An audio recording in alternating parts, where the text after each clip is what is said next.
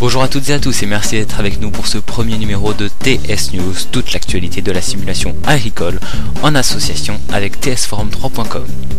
Cette semaine, au sommaire, nous allons parler dans un premier temps de SimTractor et plus particulièrement des skins et des mods. Ensuite, nous aurons les dernières informations sur le jeu qui vient de nous parvenir ainsi que les notes importantes avant de le découvrir. Commençons avec SimTractor. Aucune information sur la nouvelle version de SimTractor annoncée maintenant il y a plus d'un an et demi. Aucun screenshot de la nouvelle version depuis automne 2007. Nous pouvons donc nous demander ce qu'attend Ben pour nous dévoiler un peu plus sur le jeu. Car je ne suis pas sûr que le fameux wait and see passe encore longtemps au vu de la concurrence qui arrive. Puisque nous avons encore peu d'informations sur le jeu, nous allons parler des skins et des mods, et plus particulièrement de simtractor.net.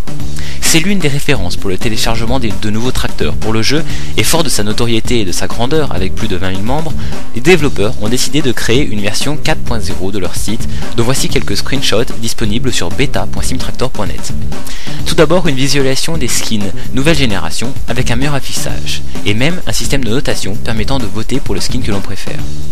Ensuite, nous remarquerons une visualisation de l'historique, des skins entièrement revus et nouvelles pour terminer un nouveau système d'upload et de ses propres modèles afin de le rendre plus simple et plus intuitif. Une nouvelle version qui s'annonce donc très intéressante. Mais n'oublions pas d'autres sites proposant skins et mods comme skintractor.fr.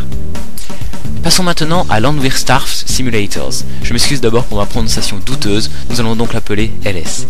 Je vous propose de découvrir ou de redécouvrir le trailer officiel du jeu. D'ailleurs, à ce sujet, un tout nouveau va très bientôt être mis en ligne. Quelques informations sur le jeu.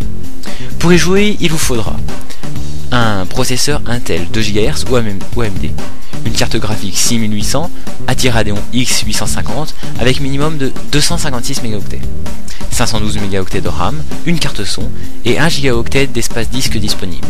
Il faudra donc un ordi assez puissant pour faire fonctionner le jeu. La sortie est prévue pour le 14 avril, au prix de 19 €, soit quelque chose de très correct. Nous retrouvons dans la version initiale une dizaine de machines, parmi lesquelles 2 tracteurs, 2 moissonneuses, une benne, pulvérisateur et bien d'autres choses.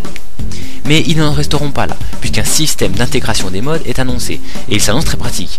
De plus, des add-ons officiels verront le jour, permettant de nouvelles cultures, comme le maïs, l'herbe, mais aussi de nouvelles techniques.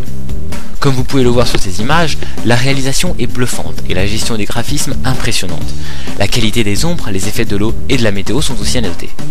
Pour plus d'informations, vous pouvez tout de suite vous rendre sur tsforum3.com ou bien sur le site officiel dont l'adresse s'affiche en bas de votre écran. Enfin, pour terminer ce TS News, voici 3 screenshots du jeu. Dans le premier, nous avons un aperçu de la ferme et des matériels. Nous noterons que les bâtiments sont de type européen et la précision de ceux-ci. Dans le second, nous pouvons voir une moissonneuse au travail, et ce screenshot nous permet de visualiser la qualité des objets, même en étant de très près d'eux. Enfin, cette dernière photo nous permettant d'admirer la qualité des effets météo et de l'eau, ainsi que la qualité des ombres. Et voilà, TS News c'est fini, merci de l'avoir suivi, et vous nous aurons rendez-vous pour très bientôt.